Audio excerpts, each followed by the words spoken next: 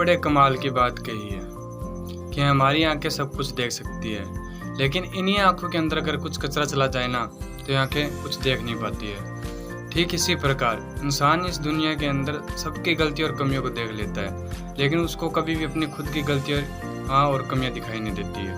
Hi guys, मैं हूं मनीष कुमार। तो आज मैं आपको एक कहानी के माध्यम से कुछ बताना चाहता हूँ। यह कहानी है एक राजा की जिसे अपने पालतू कुत्ते से बहुत प्यार था। वह कुत्ता भी शाही अंदाज में रहा करता था। उस राज्य की प्रजा भी यही बोला करती थी, अगर हम राजा के कुत्ते होते तो हमारी जिंदगी कितनी अच्छी होती।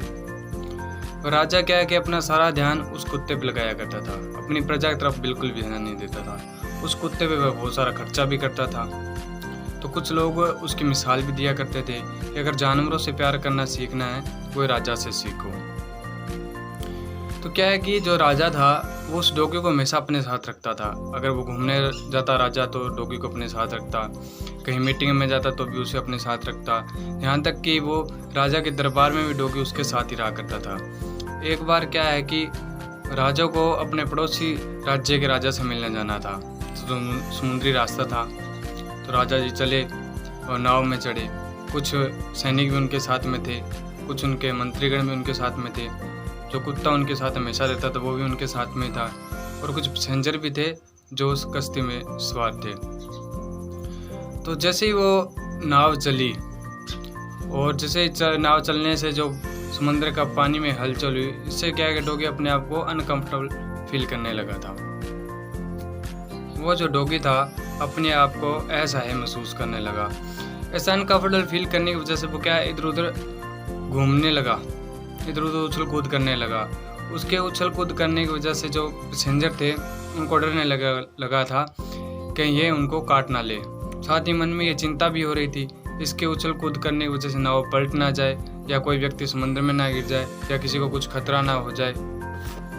क्योंकि हर व्यक्ति क्या है कि डॉगी साथ कंफर्टेबल फील नहीं करता है। साथ में उनके मन में ये विचार भी आ रहा था कि कहाँ राजा इस कुत्ते को अपने साथ लेके जा रहे हैं। लेकिन जो राजा था उसको बहुत अच्छा लग रहा था, क्योंकि उनका ये प्यारा डॉगी था जो उछल कूद कर रहा था। उनको लग रहा था कितना मेरा प्यारा डॉगी है जो खेल रहा है। लेकिन थोड़ी देर बाद उनको भी रिलेटेड होने लगा कि कुत्ते के जो उछल कूद कर रहा है इसकी वजह से कोई खतरा ना आ जाए, कहीं नाव ना पलट जाए, या किसी को कोई समस्या ना आ जाए। अब राजा के मन में ये शंका थी कि वो उस डॉगी को समझाएं कैसे। ये डॉगी उनका प्यारा डॉगी था।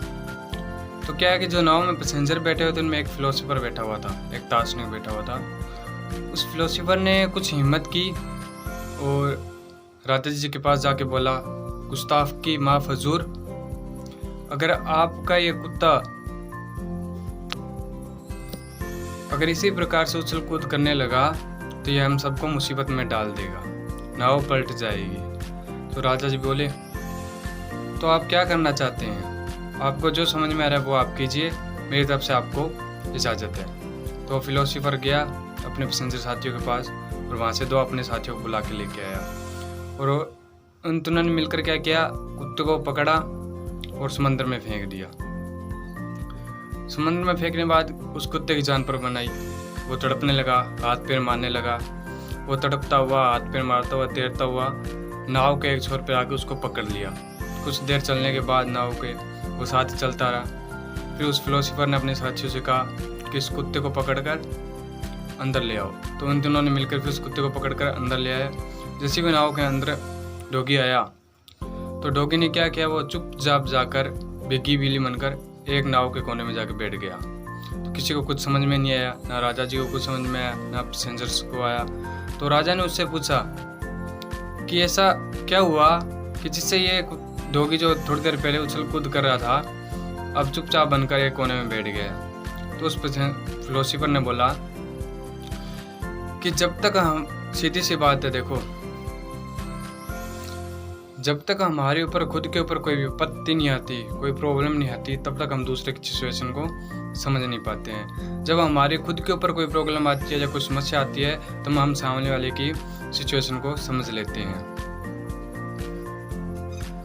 सामने वाले की ज़िंदगी में क्या चल रहा है और किन वजह से चल रहा है हम कुछ नहीं जानते।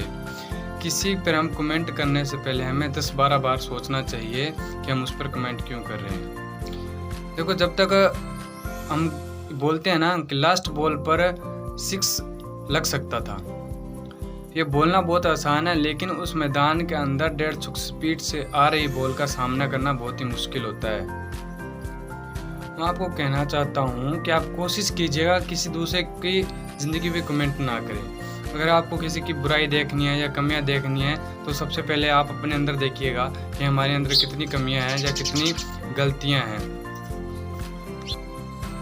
जब आप अपने अंदर झांकेंगे तब आपको अपनी कमी और गलतियों का एहसास हो जाएगा और आपको दूसरे सामने वाले की सिचुएशन का पता चल जाएगा। ठीक है, तो अगर आपको ये मेरी वीडियो अच्छी लगी हो तो लाइक कीजिएगा, शेयर कीजिएगा।